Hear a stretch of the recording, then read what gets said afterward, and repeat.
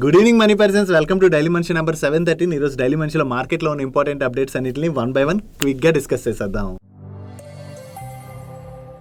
ముందుగా market update చూసినట్లయితే global మార్కెట్స్లోని పెద్దగా ప్రెషర్ కనపడకపోయినా నిన్న మన మార్కెట్లోని కోవిడ్ రిలేటెడ్గా వస్తున్నటువంటి న్యూసెస్ వల్ల అండ్ అలాగే రీసెంట్గా మార్కెట్లో చాలా రన్అప్ చూసాం కదా, దాంతోనే కొంత ప్రాఫిట్ బుకింగ్ వల్ల బాగా ప్రెషర్ చూసాం కదా. బట్ కానీ గ్లోబల్ మార్కెట్స్లో అయితే పెద్దగా ప్రెషర్ కనపడలేదు. సో దాంతో ఈ రోజు మన మార్కెట్లో అగైన్ రికవరీ అన్నది కనపడింది. చివరికి ఈ రోజు సెషన్లోని సెన్సెక్స్ 358 పాయింట్స్ పెరిగి 70,865 పాయింట్స్ కి క్లోజ్ అయినట్లయితే నిఫ్టీ 104 పాయింట్స్ పెరిగి 21,255 పాయింట్స్ కి క్లోజ్ అయింది. అండ్ ఈ రోజు సెషన్ లో మిడ్ క్యాప్ ఇండెక్స్ 1.55% పెరిగినట్లయితే స్మాల్ క్యాప్ ఇండెక్స్ 1.56% పెరిగింది. అండ్ బ్యాంక్ నిఫ్టీ 0.83% పెరిగింది.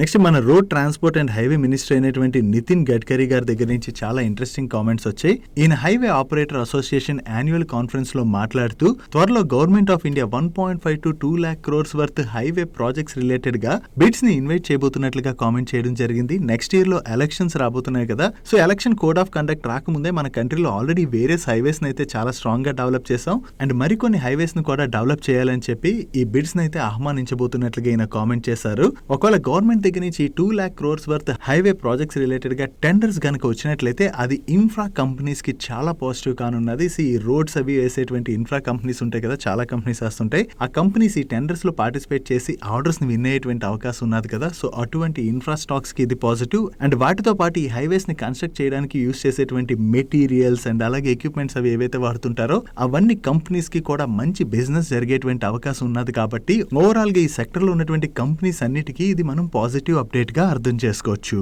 నెక్స్ట్ గవర్నమెంట్ సోర్సెస్ దగ్గర నుంచి ఒక ఇంపార్టెంట్ ఇన్ఫర్మేషన్ వచ్చింది. ఇయర్ లోని wheat, rice and sugar exports పైన గవర్నమెంట్ విధించినటువంటి రెస్ట్రిక్షన్స్ వలన మన ఎక్స్పోర్ట్స్ $4 to $5 billion వరకు కూడా తగ్గేటువంటి అవకాశం ఉన్నదని అండ్ అంతేకాకుండా రీసెంట్ గా రెడ్ సీ లో జరుగుతున్నటువంటి ఇష్యూస్ గురించి మనం మాట్లాడుకున్నాం కదా. ఇక్కడ హౌతీ గ్రూప్ టెర్రరిస్టులు షిప్స్ అండ్ వెసల్స్ పైన అటాక్ చేస్తున్నారని, దీనివల్ల మన కంట్రీ నుంచి బాస్మతి రైస్ ఎక్స్పోర్ట్స్ ఇంపాక్ట్ అయ్యేటువంటి అవకాశం ఉన్నదని. ఒకవేళ ఇక్కడ ఈ ఇష్యూ కనుక కంటిన్యూ అయినట్లయితే దీనికి ఆల్టర్నేటివ్ గా ఆఫ్రికా చుట్టుపక్కల ఉన్నటువంటి లాంగర్ రూట్ ఏదైతే ఉందో దాన్ని సెలెక్ట్ చేసుకుని బాస్మతి రైస్ ఎక్స్పోర్ట్స్ అయితే కంటిన్యూ చేస్తామని చెప్తున్నారు. బట్ కానీ ఈ ఆఫ్రికా రూట్ ని కనుక సెలెక్ట్ చేసుకున్నట్లయితే దాని డిస్టెన్స్ చాలా పెరిగిపోతుంది కాబట్టి దీనివల్ల లాజిస్టిక్స్ కాస్ట్ పెరుగుతుంది కాబట్టి రైస్ ప్రైస్లు 15 to 20% వరకు పెరిగేటువంటి అవకాశం ఉన్నదని. కానీ బాస్మతి రైస్ ఒకవేళ పెరిగినా కూడా దానివల్ల డిమాండ్ అయితే పెద్దగా ఇంపాక్ట్ పడకపోవచ్చు అని చెప్పి వీళ్ళు షేర్ చేయడం జరిగింది. సో ఓవరాల్ గా ఈ రెడ్ సీ ఇష్యూ ఏదైతే ఉందో దానివల్ల క్రూడ్ ప్రైస్లు పెరగచ్చని అప్డేట్స్ వస్తున్నాయి. ఇప్పుడు మన ఇండియా నుంచి ఏదైతే రైస్ ఎక్స్పోర్ట్స్ అవి చేస్తున్నారో బాస్మతి రైస్ ఎక్స్పోర్ట్స్, వాటి ప్రైస్లు కూడా ఆల్టర్నేట్ రూట్ సెలెక్ట్ చేసుకున్నట్లయితే ఆబ్వియస్ గా లాజిస్టిక్ కాస్ట్ పెరిగిపోతుంది కదా. సో ఈ లాజిస్టిక్ కాస్ట్ పెరిగినట్లయితే అల్టిమేట్లీ ఎండ్ ప్రొడక్ట్ మీద ఆ ప్రైస్ పడుతుంది కాబట్టి మనం ఎక్స్పోర్ట్ చేసేటువంటి బాస్మతి రైస్ ప్రైస్ కూడా పెరిగేటువంటి అవకాశం ఉన్నదని చెప్పి వీళ్ళు షేర్ చేయడం జరిగింది.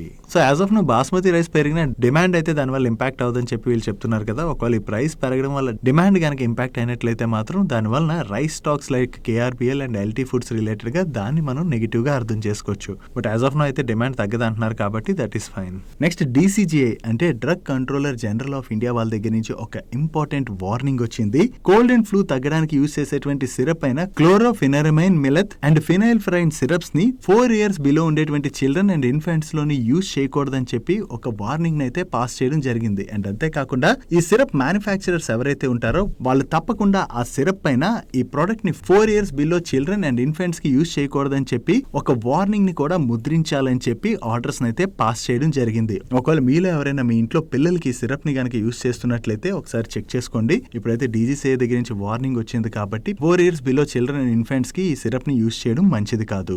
నో ఈ కాంబినేషన్ సిరప్ ని ఏ కంపెనీస్ మ్యానుఫ్యాక్చర్ చేస్తాయంటే గ్లాక్సో స్మిత్ వాళ్ళు టీమినిక్ అనేటువంటి బ్రాండ్ తోని సెల్ చేస్తుంటారు. అండ్ వీళ్ళ తర్వాత వాన్ బ్యూరీ వాళ్ళు మీకు ఇక్కడ కనపడుతున్నటువంటి బ్రాండ్ తో సెల్ చేస్తుంటారు. అండ్ అలాగే అలంబిక్ ఫార్మాసిటికల్స్, ఇప్కా ల్యాబొరేటరీస్ వాళ్ళు కూడా మీకు ఇక్కడ కనపడుతున్నటువంటి బ్రాండ్ నేమ్స్ తోని ఈ డ్రగ్స్ ని సెల్ చేస్తూ ఉంటారు. నో DGCA దగ్గర నుంచి ఈ ఆర్డర్ రావడం వల్ల చాలా మంది వాళ్ళ పిల్లలకి ఈ సిరప్ ని యూజ్ చేయకపోవచ్చు కదా, దానివల్ల వీళ్ళ సేల్స్ పై కొంత ఇంపాక్ట్ పడేటువంటి అవకాశం ఉన్నది. సో ఈ స్టాక్స్ రిలేటెడ్ గా ఇది మనం స్లైట్ గా నెగిటివ్ గా అర్థం చేసుకోవచ్చు. నెక్స్ట్ ఈ రోజు సెషన్ లో డైరీ స్టాక్స్ అయినటువంటి heritage foods, Parag milk foods and Dodla dairy లాంటి స్టాక్స్ లోని పాజిటివ్ మూమెంటం కనపడింది కదా. దానికి రీజన్ ఏంటంటే మహారాష్ట్ర మహారాష్ట్ర ప్రొడ్యూసర్స్ ఎవరైతే మిల్క్ ప్రొడ్యూసర్స్ కోఆపరేటివ్ డైరీస్ కి నెక్స్ట్ 2 months అంటే జనవరి ఫిబ్రవరి వరకు మిల్క్ ని సప్లై చేస్తుంటారో వాళ్ళు సప్లై చేసినటువంటి మిల్క్ పైన per లీటర్ 5 రూపీస్ సబ్సిడీని అనౌన్స్ చేయడం జరిగింది. నో మిల్క్ పైన మిల్క్ ప్రొడ్యూసర్స్ కి వచ్చేటువంటి సబ్సిడీ వలన డైరీ కంపెనీస్ కి కూడా కొంచెం తక్కువ ప్రైస్ కి మిల్క్ వచ్చేటువంటి అవకాశం ఉన్నది కదా. సో ఆ కంపెనీస్ రిలేటెడ్ గా అది పాజిటివ్. దాంతోనే ఈ రోజు సెషన్ లోని ఈ డైరీ స్టాక్స్ లోని మనం పాజిటివ్ మూమెంటం చూసాం. నెక్స్ట్ మనం మండే రోజు డైలీ మనీ షోలోని కోవిడ్ రిలేటెడ్ గా కన్సర్న్స్ ఏవైతే పెరుగుతున్నాయో దాని వలన డయాగ్నోస్టిక్ కంపెనీస్ కి పాజిటివ్ అని మనం మాట్లాడుకున్నాం కదా. కోవిడ్ కేసెస్ కనుక పెరిగాయి అనుకోండి, టెస్టులు బాగా పెరుగుతాయి కదా. టెస్టులు పెరిగినట్లయితే దానివల్ల డయాగ్నోస్టిక్ కంపెనీస్ యొక్క బిజినెస్ పెరిగేటువంటి అవకాశం ఉన్నది. దాంతోనే డయాగ్నోస్టిక్ కంపెనీస్ కి పాజిటివ్ అని చెప్పి మనం డిస్కస్ చేసుకున్నాం. సో ఈ రోజు సెషన్ లో మీరు చూసినట్లయితే Metropolis health care and doctor Lal path labs లాంటి స్టాక్స్ అయితే పాజిటివ్ గా రియాక్ట్ అయ్యాయి. బికాస్ వేరియస్ స్టేట్స్ లోని కోవిడ్ కేసెస్ పెరుగుతున్నాయని చెప్పి న్యూస్ అప్డేట్స్ వస్తున్నాయి కదా. దాంతోనే ఈ స్టాక్స్ లో అయితే మనం పాజిటివ్ మూమెంటం చూసాం. బట్ విజయ డయాగ్నోస్టిక్ స్టాక్ మాత్రం నెగిటివ్ గా రియాక్ట్ అయింది. ఈవెన్ కోవిడ్ కేసులు పెరగడమే కాదు, ఒకవేళ హాస్పిటల్ అడ్మిట్ అయ్యే వాళ్ళ సంఖ్య కూడా పెరుగుతుంది అనుకోండి, దానివల్ల హాస్పిటల్స్ యొక్క నెంబర్స్ కూడా గ్రో అయ్యేటువంటి అవకాశం ఉన్నది. దాంతోనే ఈ రోజు సెషన్ లోని most of the hospital stocks లో కూడా మనకి పాజిటివ్ మూమెంటం కనపడింది. సో మెయిన్లీ మనం చూసినట్లయితే యాజ్ ఆఫ్ నో ఈ కోవిడ్ వల్ల పెద్దగా ఇంపాక్ట్ ఉండకపోవచ్చు అని చెప్తున్నారు. బట్ కేసెస్ కనుక పెరుగుతున్నట్లయితే నెంబర్ ఆఫ్ టెస్టులు పెరుగుతాయి కాబట్టి ముందుగా డయాగ్నోస్టిక్ కంపెనీస్ కి అది బెనిఫిట్ కానున్నది. దాని తర్వాత హాస్పిటల్స్ రిలేటెడ్ గా అంటే ఒకవేళ హాస్పిటల్ అడ్మిట్ అయ్యే వారి సంఖ్య పెరిగినట్లయితేనే హాస్పిటల్ బిజినెస్ పెరుగుతుంది తప్ప వాళ్ళ హాస్పిటల్ అడ్మిషన్ అయితే అవసరం లేదు. ఇంట్లో ఉండి మెడిసిన్ వాడితే తగ్గిపోతుంది అనుకోండి, లైక్ థర్డ్ వేవ్ లో ఎలా అయితే ఉందో అలా కనుక జరిగింది అనుకోండి, అప్పుడు హాస్పిటల్ బిజినెస్ లోని కోవిడ్ నెంబర్స్ పెద్దగా పెరిగేటువంటి అవకాశం లేదు. నెక్స్ట్ ఈ రోజు సెషన్ లోని INOX India limited IPO list అయింది. ఈ ఐపీఓ ఈ రోజు సెషన్ లో బిఎస్సి లోని 933 రూపీస్ 15 పైసాకి లిస్ట్ అయింది. Against IPO price 660 rupees. అక్కడి నుంచి ఈ ఐపీఓ 855 రూపీస్ వరకు కరెక్ట్ అయ్యి అగైన్ రికవరీ అయ్యి చివరికి ఈ రోజు సెషన్ లోని 939 రూపీస్ 90 పైసాకి క్లోజ్ అయింది. డే 1 రోజున ఈ స్టాక్ ఐపీఓ ఇన్వెస్టర్స్ కి 42.41% రిటర్న్స్ డెలివర్ చేసింది. డైలీ మార్కెట్ లో వచ్చేటువంటి ఇటువంటి ఇంపార్టెంట్ అప్డేట్స్ ని మీతో డీటెయిల్ గా షేర్ చేయడానికి మన మనీ పర్స్ టీమ్ ఏవైతే ఎఫర్ట్స్ పెడుతుందో ఆ ఎఫర్ట్స్ కనుక మీకు హెల్ప్ఫుల్ అవుతున్నట్లయితే వీడియోని మర్చిపోకుండా లైక్ చేయడానికి ప్రయత్నించండి. నెక్స్ట్ అమీ ఆర్గానిక్ స్టాక్స్ లోని మార్నింగ్ నుంచి పెద్దగా రియాక్షన్ కనపడలేదు, కానీ మార్కెట్ క్లోజ్ అయ్యే ముందు ఒక్కసారి స్టాక్ లో జంప్ కనపడి 7% పైనే పెరిగింది కదా. దానికి రీజన్ ఏంటంటే ఈ అమీ ఆర్గానిక్స్ వాళ్ళు గుజరాత్ లోని battery cells and allied materials కోసం ఎలక్ట్రోలైట్స్ మ్యానుఫ్యాక్చరింగ్ రిలేటెడ్ గా ఒక గ్లోబల్ మ్యానుఫ్యాక్చరర్ తోని నాన్ బైండింగ్ ఎంఓయూ సైన్ చేసినట్టుగా చెప్తున్నారు. అండ్ అంతేకాకుండా 2024 లోని గుజరాత్ లో జరగబోయేటువంటి సమిట్ లోని వీళ్ళు గుజరాత్ గవర్నమెంట్ తో కూడా సెపరేట్ గా ఒక ఎంఓయూ సైన్ చేస్తామని, దీనిలో భాగంగా గుజరాత్ లో 300 crores ఇన్వెస్ట్ చేయడం ద్వారా ఎలక్ట్రోలైట్ బిజినెస్ రిలేటెడ్ గా ఒక డెడికేటెడ్ మ్యానుఫ్యాక్చరింగ్ ఫెసిలిటీని కూడా సెటప్ చేయబోతున్నట్టుగా అనౌన్స్ చేయడం జరిగింది. సో వీళ్ళు ప్రెసెంట్ ఒక గ్లోబల్ మ్యానుఫ్యాక్చరర్ తోని ఈ ఎలక్ట్రోలైట్స్ మ్యానుఫ్యాక్చరింగ్ రిలేటెడ్ గా ఎంఓయూ ఏదైతే సైన్ చేశారో అది కంపెనీ రిలేటెడ్ గా పాజిటివ్. అండ్ అంతేకాకుండా నెక్స్ట్ ఇయర్ లో దీని రిలేటెడ్ గా డెడికేటెడ్ మ్యానుఫ్యాక్చరింగ్ ఫెసిలిటీ సెటప్ కూడా చేస్తామని చెప్తున్నారు కదా. దాంతోనే ఒక్కసారి అమీ ఆర్గానిక్ స్టాక్ లో మనం పాజిటివ్ మూమెంటం చూసాం. నెక్స్ట్ కమర్షియల్ వెహికల్స్ ని మ్యానుఫ్యాక్చర్ చేసేటువంటి అశోక్ లైలాండ్ వాళ్ళకి తమిళనాడు స్టేట్ ట్రాన్స్పోర్ట్ కార్పొరేషన్ దగ్గర నుంచి 552 ultra low entry diesel non AC buses ని సప్లై చేయడానికి గాను ఆర్డర్ వచ్చినట్లుగా వీళ్ళు అప్డేట్ చేస్తున్నారు. వీళ్ళకి వేరే స్టేట్ రోడ్ ట్రాన్స్పోర్ట్ కార్పొరేషన్ వాళ్ళ దగ్గర నుంచి ఇటువంటి ఆర్డర్స్ అయితే వస్తుంటాయి. And Tamil Nadu state transport corporation దగ్గర నుంచి కూడా వీళ్ళకి ప్రీవియస్ గా ఆర్డర్స్ రావడం జరిగింది. ఇప్పుడు అగైన్ ఆర్డర్ వచ్చిందంటే అది వీళ్ళ రిలేటెడ్ గా మనం పాజిటివ్ గా అర్థం చేసుకోవచ్చు.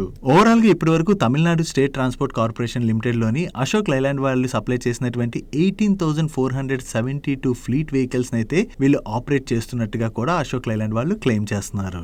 Next wind energy solutions offer చేసేటువంటి సుజ్లాండ్ వాళ్ళకి రీసెంట్ గా కంటిన్యూస్ గా ఆర్డర్స్ వస్తున్నాయి కదా. ఇప్పుడు అగైన్ వీళ్ళకి గుజరాత్ కి చెందినటువంటి కేపీ గ్రూప్ దగ్గర నుంచి 193.2 మెగావాట్ రిపీట్ ఆర్డర్ వచ్చినట్టుగా వీళ్ళు షేర్ చేస్తున్నారు. ఈ ఆర్డర్ లో భాగంగా కేపీ గ్రూప్ వాళ్ళకి సుజ్లాండ్ వాళ్ళు 2.1 మెగావాట్ కెపాసిటీ కలిగినటువంటి 92 విండ్ టర్బైన్స్ ని సప్లై చేయబోతున్నారు. అండ్ ఈ ప్రాజెక్ట్ ద్వారా దగ్గరగా 1.25 lakh హౌస్ హోల్డ్స్ కి ఎలక్ట్రిసిటీని ప్రొవైడ్ చేయొచ్చు అని చెప్పి వీళ్ళు క్లెయిమ్ చేయడం జరిగింది. సో వీళ్ళు కొత్తగా ఈ ఆర్డర్ ని విన్ అయ్యారన్న అప్డేట్ తోనే ఈ రోజు సెషన్ లో సుజ్లాండ్ స్టాక్ పాజిటివ్ గా రియాక్ట్ అయింది. నెక్స్ట్ షిప్స్ అండ్ వెసల్స్ కి రిపేర్ సర్వీసెస్ ఆఫర్ చేసేటువంటి కొచ్చిన్ షిప్ యార్డ్ వాళ్ళు వీళ్ళ Q2 రిజల్ట్స్ తో పాటుగానే మినిస్ట్రీ ఆఫ్ డిఫెన్స్ దగ్గర నుంచి వీళ్ళకి ఒక కాంట్రాక్ట్ వచ్చేటువంటి అవకాశం ఉన్నదని చెప్పి ఆ టైంలో షేర్ చేయడం జరిగింది. దీని రిలేటెడ్ గా వీళ్ళ దగ్గర నుంచి ఇప్పుడు నిన్న నైట్ అప్డేట్ వచ్చింది. సో ఇప్పుడు వీళ్ళ మినిస్ట్రీ ఆఫ్ డిఫెన్స్ వాళ్ళతోని ఈ కాంట్రాక్ట్ ని సైన్ చేశారు. ఈ కాంట్రాక్ట్ కాంట్రాక్ట్ యొక్క వాల్యూ అప్రాక్సిమేట్లీ 488 crores. నో ఈ కాంట్రాక్ట్ లో భాగంగా వీళ్ళు naval vessels repair maintenance service తో పాటుగా వీటి యొక్క సిస్టమ్ ఆన్ బోర్డ్ సర్వీసెస్ కూడా ఆఫర్ చేయబోతున్నట్టుగా చెప్తున్నారు. నో కాంట్రాక్ట్ అయితే ఇప్పుడు వచ్చింది, కానీ ఆల్రెడీ మినిస్ట్రీ ఆఫ్ డిఫెన్స్ దగ్గర నుంచి ఈ వర్క్ స్టార్ట్ చేయాలని చెప్పి వీళ్ళకి ప్రీవియస్ గానే అప్డేట్ వచ్చింది కాబట్టి ఫైనాన్షియల్ ఇయర్ 24 Q2 నుంచే దీని యొక్క వర్క్స్ కూడా వీళ్ళు స్టార్ట్ చేసినట్టుగా అప్డేట్ చేయడం జరిగింది. వీళ్ళ దగ్గర నుంచి అనౌన్స్మెంట్ రావడంతోనే ఈ రోజు సెషన్ లో కోచిన్ షిప్ యార్డ్ స్టాక్ లో మనం పాజిటివ్ మూమెంటం చూసాం. నెక్స్ట్ డిఫెన్స్ పిఎస్యూ కంపెనీ అయినటువంటి మాస్గాన్ డాక్ షిప్ బిల్డర్స్ వాళ్ళకి ఇండియన్ కోస్ట్ గార్డ్ వాళ్ళ దగ్గర నుంచి ఒక కాంట్రాక్ట్ వచ్చింది. ఈ కాంట్రాక్ట్ యొక్క వాల్యూ అప్రాక్సిమేట్లీ 1600 crores. నో ఈ కాంట్రాక్ట్ లో భాగంగా మాస్గాన్ డాక్ షిప్ బిల్డర్స్ వాళ్ళు ఇండియన్ కోస్ట్ గార్డ్ వాళ్ళకి 6 next generation of sure vehicles ని డిజైన్ చేసి మ్యానుఫ్యాక్చర్ చేసి సప్లై చేయబోతున్నారు. నో వీళ్ళకి ఆర్డర్ వచ్చిందన్న అప్డేట్ తోని ఈ రోజు సెషన్ లో Mazagon dock ship builders stock లో మనం పాజిటివ్ మూమెంటం చూసాం. Next Zee Sony merger announce చేసి చాలా కాలం అయిపోయింది అండ్ ఈ డెడ్ లైన్ కూడా ఇప్పుడు దగ్గరకు వచ్చేయడంతో రీసెంట్ గానే జీ ఎంటర్టైన్మెంట్ వాళ్ళు ఈ డెడ్ లైన్ ని ఎక్స్టెండ్ చేయాలని చెప్పి సోనీ వాళ్ళని రిక్వెస్ట్ చేయడం జరిగింది. కాకపోతే సోనీ వాళ్ళు ఇంకా జీ ఎంటర్టైన్మెంట్ తో మేము డిస్కస్ చేయలేదు, చూసి డిస్కస్ చేసి తర్వాత మేము చెప్తామని చెప్పి కామెంట్ కూడా చేశారు. దాంతో మార్కెట్ అయితే ఈ జీ సోనీ మర్జర్ ఏమైనా క్యాన్సిల్ అవుతుందేమో అని చెప్పి భయపడడంతోనే ఆ అనౌన్స్మెంట్ వచ్చిన దగ్గర నుంచి మనకి జీ ఎంటర్టైన్మెంట్ స్టాక్ లో కంటిన్యూస్ గా ప్రెషర్ కనపడింది. నో దీని రిలేటెడ్ గా ఇప్పుడు జీ ఎంటర్టైన్మెంట్ వాళ్ళ దగ్గర నుంచి ఒక పాజిటివ్ అప్డేట్ వచ్చింది. వీళ్ళు ఏం చెప్తున్నారంటే సోనీ వాళ్ళు ఈ డెడ్ లైన్ ఎక్స్టెన్షన్ రిలేటెడ్ గా వీళ్ళతో డిస్కస్ చేస్తామని చెప్పి కమ్యూనికేట్ చేసినట్టుగా వీళ్ళు చెప్తున్నారు. ఈ డెడ్ లైన్ అయితే సోనీ వాళ్ళు కొన్ని కండిషన్స్ తో ఎక్స్టెండ్ చేయొచ్చు అని చెప్పి మార్కెట్ లో హోప్స్ రావడంతోనే ఈ రోజు సెషన్ లో మనం జీ ఎంటర్టైన్మెంట్ స్టాక్ లో పాజిటివ్ మూమెంట్ చూసాం. నువ్వు ఫర్దర్ గా వీళ్ళ మీటింగ్ జరుగుతుంది కదా, ఈ మీటింగ్ జరిగిన తర్వాత ఈ డెడ్ లైన్ ఎక్స్టెన్షన్ రిలేటెడ్ గా సోనీ దగ్గర నుంచి ఎటువంటి డిసిషన్ వస్తుంది అన్నది మనం చూడాలి. నెక్స్ట్ లాజిస్టిక్స్ సర్వీసెస్ ఆఫర్ చేసేటువంటి ఆల్ కార్గో లాజిస్టిక్స్ వాళ్ళు ప్రీవియస్ గా 3:1 బోనస్ ఇష్యూ ప్రపోజల్ ని కన్సిడర్ చేశారు. అంటే రికార్డ్ డేట్ నాటికి ఎవరి దగ్గర అయితే ఈ ఆల్ కార్గో లాజిస్టిక్ యొక్క 1 స్టాక్ ఉంటుందో వాళ్ళకి 3 shares ని వీళ్ళు బోనస్ గా ఇష్యూ చేయబోతున్నారు. ఈ బోనస్ ఇష్యూ యొక్క రికార్డ్ డేట్ ని వీళ్ళు January 2 గా ఫిక్స్ చేయడం జరిగింది. సో మీలో ఎవరైనా ఒకవేళ ఈ బోనస్ ఇష్యూలో పార్టిసిపేట్ చేయాలనుకున్నట్లయితే January 2 నాటికల్లా మీ డిమాట్ అకౌంట్ లోని ఈ all cargo logistic shares credit అయి ఉండాలి. వీళ్ళ దగ్గర నుంచి పాజిటివ్ కార్పొరేట్ యాక్షన్ అనౌన్స్మెంట్ రావడంతోనే ఈ రోజు సెషన్ లో all cargo logistic stock positive గా రియాక్ట్ అయింది. నెక్స్ట్ సాటిన్ క్రెడిట్ కేర్ వాళ్ళు ప్రీవియస్ గా క్యూఐపీ రూట్ లోని ఫండ్ రైజ్ చేస్తామని అనౌన్స్ చేశారు. నో ఈ క్యూఐపీ అయితే కంప్లీట్ అయిందని దీనిలో వీళ్ళు 250 crores ఫండ్ రైజ్ చేసినట్టుగా అప్డేట్ చేస్తున్నారు. నో ఈ క్యూఐపీకి మార్క్ ఇన్వెస్టర్స్ దగ్గర నుంచి వీళ్ళకి మంచి రెస్పాన్స్ వచ్చిందని కూడా వీళ్ళు షేర్ చేస్తున్నారు. దీనిలో మనం చూసినట్లయితే Bandhan mutual fund, Bajaj Allianz and అలాగే ఐసిఐసిఐ ప్రూ లాంటి కంపెనీస్ కి వీళ్ళు షేర్స్ ని అలాట్ చేయడం జరిగింది. సో వేరియస్ ఇన్స్టిట్యూషన్స్ దగ్గర నుంచి ఈ క్యూఐపీకి మంచి రెస్పాన్స్ వచ్చిందని చెప్పి వీళ్ళ దగ్గర నుంచి అనౌన్స్మెంట్ రావడంతోనే ఈ రోజు సెషన్ లో సాటిన్ క్రెడిట్ కేర్ స్టాక్ లో మనం పాజిటివ్ మూమెంటం చూసాం.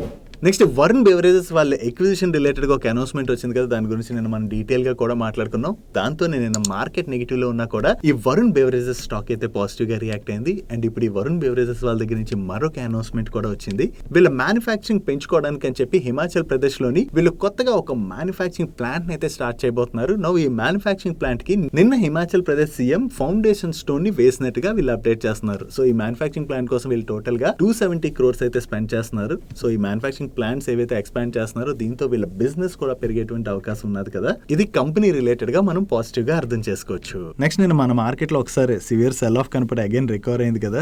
మన మార్కెట్ విషయం పక్కన పెడితే పాకిస్తాన్ స్టాక్ మార్కెట్ 2 days లో ఏకంగా 8% కరెక్ట్ అయినట్లుగా న్యూస్ అప్డేట్స్ వస్తున్నాయి. దానికి రీజన్ ఏంటంటే వీకెండ్ నుంచి ఒక న్యూస్ సర్క్యులేట్ అవుతుంది, అది మీకు కూడా ఆల్రెడీ తెలిసే ఉండొచ్చు. టెర్రరిస్ట్ అయినటువంటి దావుద్ ఇబ్రహీం కి ఎవరో గుర్తు తెలియనటువంటి వ్యక్తి విషయం పెట్టారని, దాంతో ఈ దావుద్ ఇబ్రహీం హాస్పిటలైజ్ అయినట్లుగా అది న్యూస్ సర్క్యులేట్ అయింది కదా. సో ఈ దావుద్ ఇబ్రహీం హాస్పిటలైజ్ అయ్యాడని చెప్పి న్యూస్ ఏదైతే సర్క్యులేట్ అయిందో దాంతోనే లాస్ట్ 2 days లో పాకిస్తాన్ మార్కెట్స్ ఏకంగా 8% కరెక్ట్ అయినట్లుగా న్యూస్ అప్డేట్స్ వస్తున్నాయి. దావుద్ ఇబ్రహీం హాస్పిటలైజ్ అయినట్లయితే పాకిస్తాన్ మార్కెట్ ఎందుకు కరెక్ట్ అయింది అనుకుంటున్నారా? పాకిస్తాన్ స్టాక్ మార్కెట్ లోని దావుద్ ఇబ్రహీం లార్జెస్ట్ ఇన్వెస్టర్ అంట. సో ఒకవేళ ఇతను చనిపోయినట్లయితే దానివల్ల వీళ్ళ మార్కెట్ కి కొంత ఇంపాక్ట్ అవుతుంది కాబట్టి మార్కెట్ కరెక్ట్ అయినట్టుగా న్యూస్ అప్డేట్స్ వస్తున్నాయి. ఈ న్యూస్ వినడానికే వెరైటీగా ఉన్నది. దావుద్ ఇబ్రహీం పాకిస్తాన్ లో లేడని చెప్పి పాకిస్తాన్ వాళ్ళు క్లెయిమ్ చేస్తుంటారు. ఈ దావుద్ ఇబ్రహీం హాస్పిటలైజ్ అయ్యాడు అనేసరికి మార్కెట్ కరెక్ట్ అయిందంటే జనరల్ ఎవరికైనా అర్థం అవుతుంది కదా అతను పాకిస్తాన్ లో ఉన్నాడని. ఏంటో మన కంట్రీకి ఏమో టెర్రరిస్ట్, వాళ్ళ కంట్రీలో ఏమో లార్జెస్ట్ ఇన్వెస్టర్ అంట. పాకిస్తాన్ అన్నీ కూడా ఏంటో వెరైటీగానే ఉంటాయి. నెక్స్ట్ ఎయిర్టెల్ వాళ్ళు smart metering and digital solution provider అయినటువంటి ఇంటెలి స్మార్ట్ ఇన్ఫ్రాస్ట్రక్చర్ ప్రైవేట్ లిమిటెడ్ వాళ్ళతోని కొలాబరేషన్ అనౌన్స్ చేశారు. ఈ పార్ట్నర్షిప్ లో భాగంగా ఎయిర్టెల్ వాళ్ళు ఇంటెలి స్మార్ట్ ఇన్ఫ్రాస్ట్రక్చర్ వాళ్ళకి చెందినటువంటి 20 million స్మార్ట్ మీటర్స్ కి high end applications like advance metering infrastructure, meter data management systems and cloud and analytics ఉంటాయి కదా, ఇవన్నీ సర్వీసెస్ కూడా ప్రొవైడ్ చేయబోతున్నట్టుగా వీళ్ళు అనౌన్స్ చేయడం జరిగింది. ఈ పార్ట్నర్షిప్ ద్వారా ఎయిర్టెల్ వాళ్ళు స్మార్ట్ మీటర్ బిజినెస్ లోకి కూడా ఎంటర్ అవుతున్నామని, దీనివల్ల ఎయిర్టెల్ వాళ్ళు వీళ్ళ ఐఓటీ సర్వీసెస్ ఏవైతే ఉంటాయో అవి అక్రాస్ సెక్టర్స్ లోని ఫాస్ట్ గా డిప్లాయ్ చేసేటువంటి అవకాశం ఉన్నదని చెప్పి షేర్ చేయడం జరిగింది. నెక్స్ట్ డిజిటల్ సర్వీసెస్ ప్రొవైడ్ చేసేటువంటి కొఫోర్జ్ వాళ్ళు రిలేటెడ్ గా 2 అప్డేట్స్ ఉన్నాయి. ఫస్ట్ అప్డేట్, ఈ కొఫోర్జ్ వాళ్ళు మైక్రోసాఫ్ట్ వాళ్ళతో ఒక కొలాబరేషన్ అనౌన్స్ చేశారు. ఈ కొలాబరేషన్ లో భాగంగా కొఫోర్జ్ వాళ్ళు అండ్ మైక్రోసాఫ్ట్ వాళ్ళు కలిపి ఎంటర్ప్రైజెస్ కి జనరేటివ్ ఏఐ అంటే ఆర్టిఫిషియల్ ఇంటెలిజెన్స్ ద్వారా నెక్స్ట్ జనరేషన్ సొల్యూషన్స్ ని ప్రొవైడ్ చేయబోతున్నారు. అండ్ దీంతో పాటు వీళ్ళ రిలేటెడ్ గా ఒక నెగటివ్ అప్డేట్ కూడా ఉన్నది. వీళ్ళకి ఇన్కమ్ ట్యాక్స్ డిపార్ట్మెంట్ దగ్గర నుంచి approximately 97,99,720 rupees tax demand receive చేసుకోవడం జరిగింది. సో వీళ్ళు రిసీవ్ చేసుకున్నటువంటి ఈ ట్యాక్స్ డిమాండ్ రిలేటెడ్ గా వీళ్ళ ట్యాక్స్ అడ్వైజర్ ఎవరైతే ఉన్నారో వాళ్ళని కన్సల్ట్ చేసి ఎటువంటి స్టెప్స్ తీసుకోవాలో డిస్కషన్స్ చేస్తున్నట్టుగా వీళ్ళు చెప్తున్నారు. నెక్స్ట్ నిన్న మన డైలీ మనీ షోలోని ఆర్బీఐ బ్యాంక్స్ అండ్ ఎన్బిఎఫ్సిస్ ఏఎఫ్స్ లో ఇన్వెస్ట్ చేస్తుంటాయి కదా, వీటి రిలేటెడ్ గా కొత్త రూల్ తీసుకొచ్చింది. దానివల్ల బ్యాంక్స్ అండ్ ఎన్బిఎఫ్సిస్ పైన ఇంపాక్ట్ ఉంటుంది. మెయిన్లీ చూసినట్లయితే ఎన్బిఎఫ్సిస్ ఇటువంటి ఇన్వెస్ట్మెంట్స్ ఎక్కువగా చేస్తుంటాయి కాబట్టి వాటిపైన ఎక్కువగా ఇంపాక్ట్ ఉండేటువంటి అవకాశం ఉన్నదని చెప్పి డిస్కస్ చేసుకున్నాం కదా. దీని రిలేటెడ్ గా ఈ రోజు Piramal enterprises and IAFL finance వాళ్ళ దగ్గర నుంచి ఒక క్లారిఫికేషన్ వచ్చింది. పిరామిల్ ఎంటర్ప్రైజెస్ వాళ్ళు ఇప్పటి వరకు చూసినట్లయితే టోటల్ గా 3,817 crores వరకు కూడా ఏఎఫ్స్ లోని ఇన్వెస్ట్ చేసిన ఈ టోటల్ ఇన్వెస్ట్మెంట్స్ లోని 653 crores ఇన్వెస్ట్మెంట్స్ ఏవైతే ఉన్నాయో అవి ఆర్బీఐ కొత్తగా రూల్ పాస్ చేసింది కదా, ఆ రూల్ కి అగైనిస్ట్ గా లేవు. బట్ రిమైనింగ్ 3,164 crores ఫండ్స్ ఏవైతే ఉన్నాయో ఇవి ఆర్బీఐ కొత్తగా తీసుకొచ్చినటువంటి రూల్ లోకి వస్తాయి కాబట్టి ఆ 3,164 crores అమౌంట్ ఏదైతే ఉందో దాన్ని నెక్స్ట్ క్వార్టర్ లో వీళ్ళు ప్రొవిజన్ లోకి తీసుకోబోతున్నట్టుగా చెప్తున్నారు. బికాజ్ ఆర్బీఐ ఏం చెప్పిందంటే లాస్ట్ 12 months లోని ఆర్బీఐ తీసుకొచ్చినటువంటి కొత్త రూల్ లో భాగంగా ఒకవేళ ఏఎఫ్స్ లోని వీళ్ళు ఇన్వెస్ట్మెంట్స్ ఉన్నట్లయితే ఆ టోటల్ అమౌంట్ ని 30 days లోపు రికవర్ చేసుకోవాలి, లేదంటే ఆ టోటల్ అమౌంట్ కి అగెనిస్ట్ గా వీళ్ళు ప్రొవిజన్ తీసుకోవాలని చెప్పి ఆర్బీఐ రూల్ పాస్ చేసింది. వీళ్ళైతే ఆ 30 days లో రికవర్ చేసుకోవట్లేనట్టుంది. దానికోసం అని చెప్పి పిరామిల్ ఎంటర్ప్రైజెస్ వాళ్ళు ఆ టోటల్ అమౌంట్ అయిన 3,164 crores ని వీళ్ళు ప్రొవిజన్ కింద తీసుకున్నట్టుగా అప్డేట్ చేస్తున్నారు. సో వీళ్ళు ఇప్పుడు ఆ 3,164 crores ప్రొవిజన్ కింద తీసుకున్నట్లయితే నెక్స్ట్ క్వార్టర్ లోని ఆ ఇంపాక్ట్ వీళ్ళ నెంబర్స్ లో మనం చూసేటువంటి అవకాశం ఉన్నది. అండ్ దీంతో పాటు ఐఏఎఫ్ఎల్ ఫైనాన్స్ వాళ్ళ దగ్గర నుంచి కూడా దీని రిలేటెడ్ గా ఒక క్లారిఫికేషన్ వచ్చింది. ఇప్పటి వరకు ఐఏఎఫ్ఎల్ ఫైనాన్స్ వాళ్ళకి దగ్గర 909.81 crores వరకు కూడా ఏఎఫ్స్ లోని ఇన్వెస్ట్మెంట్స్ ఉన్నాయని, కాకపోతే ఈ ఇన్వెస్ట్మెంట్స్ ఏవి కూడా ఆర్బీఐ కొత్తగా తీసుకొచ్చినటువంటి రూల్ కి అగైనిస్ట్ గా లేవు కాబట్టి వీళ్ళు ఎటువంటి ప్రొవిజన్ తీసుకోవసరం లేదని చెప్పి వీళ్ళు క్లారిఫికేషన్ ని రిలీజ్ చేశారు. That's it for today's daily money show. Serious daily money show May share చేసిన ఇన్ఫర్మేషన్ మీకు నచ్చినట్లయితే ఈ వీడియోని లైక్ చేయండి అండ్ ఈ video me friends and family members helpful అవుతుంటే ఈ వీడియోని వాళ్ళకి షేర్ చేయండి. అండ్ మీరు ఇదే ఫస్ట్ టైం మన మనీ పర్ ఛానల్ కి వచ్చి ఛానల్ ఇంకా సబ్స్క్రైబ్ చేయలేనట్లయితే ఇక్కడ ఉన్న ఛానల్ లోగో మీద క్లిక్ చేసి ఛానల్ సబ్స్క్రైబ్ చేస్తూ పక్కన ఉన్న బెల్ ఐకాన్ లో ఆల్ నోటిఫికేషన్స్ యాక్టివేట్ చేసుకోండి. నేను చంద్రశేఖర్ పత్రి మరొక ఇంట్రెస్టింగ్ వీడియోతో కలుద్దాం. Good night.